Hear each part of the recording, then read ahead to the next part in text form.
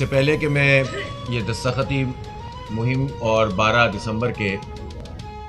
جو ہمارا کراچی بچاؤ مارچ ہے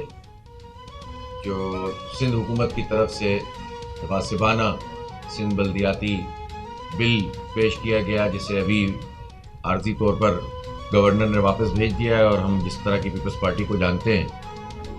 کہ وہ چاہتے یہی ہیں کہ تمام اختیارات اپنے پاس رکھتے ہوئے پھر سے کوئی ترکیب لڑائیں۔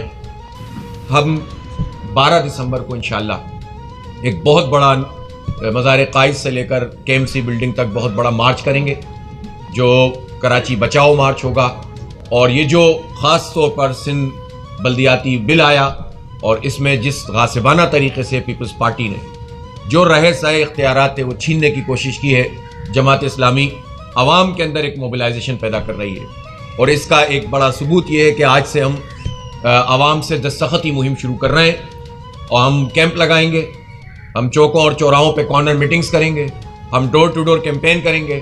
اور بینرز کے اوپر جو ہے وہ دستخط لوگوں کے لیں گے کہ ہم اس بل کو جو کالا قانون سمجھتے ہیں، جو کراچی پر قبضے کا قانون ہے، جو وڈیرا شاہی اور افسر شاہی قبضے کا قانون ہے،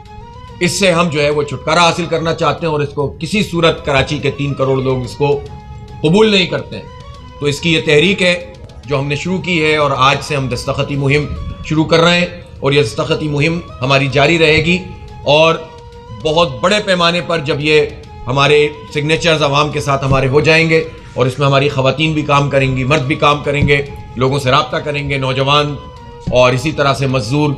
جس طرح جتنی بھی ہماری جو ہے وہ سسٹر آرگنائزیشن ہیں وہ سب اس میں اپنا کردار ادا کریں گے، اور پھر ہم شہر کی بڑی شاہراہوں کے اوپر ان کا ڈسپلے بھی کریں گے،